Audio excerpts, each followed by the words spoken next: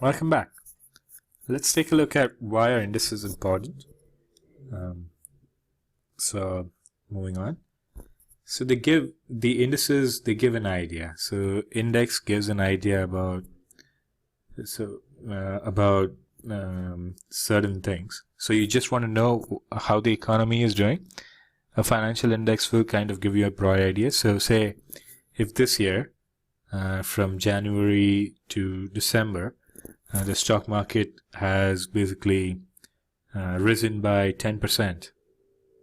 Okay, so you can safely assume that the country and the economy is probably going great guns. So it's doing really well because companies are reporting record profits and they are reporting record sales, and the stock market is at an all-time high, etc., etc. So the country may probably be doing very good. Of course, there may be sectors which may not be doing all that great, or there may be certain regions in the country which may not be doing all that great, but it gives you a broad idea of what is happening in the country. Okay, so it gives you an idea, an index. Then an index, it is a benchmark to compare returns. So if you want to compare returns of your portfolio versus the market, then you look at the market's index.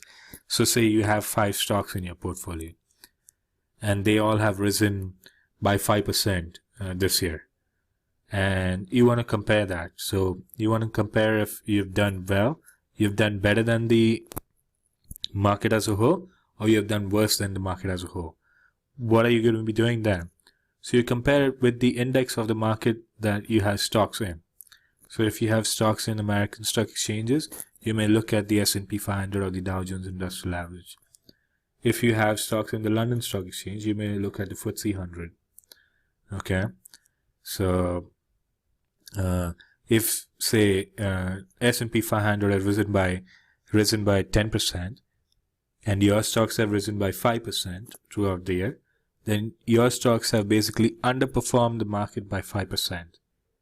Okay, and if your stocks have risen by 15%, while the market has risen by 10%, then your stocks have overperformed the market by 5%.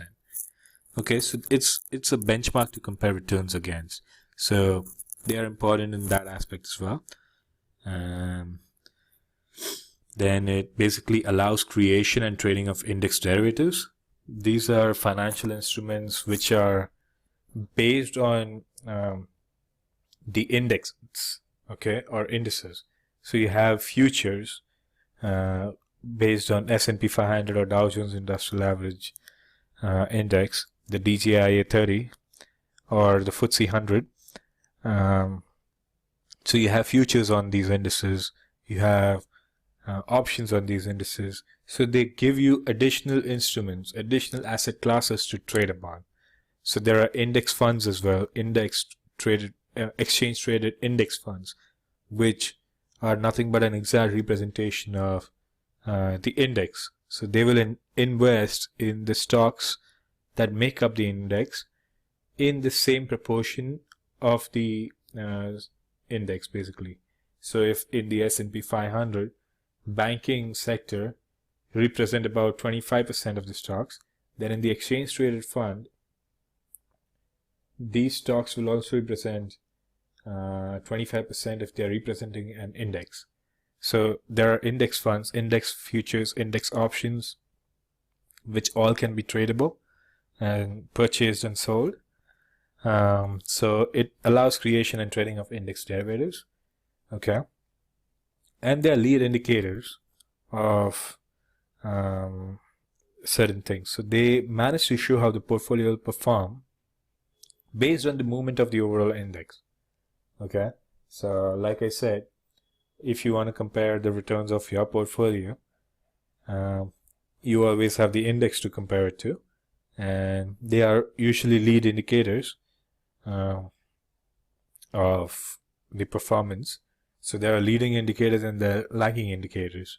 So indices are one of the few leading indicators which show you what's the performance going to be like of your portfolio, and it gives you a very good idea.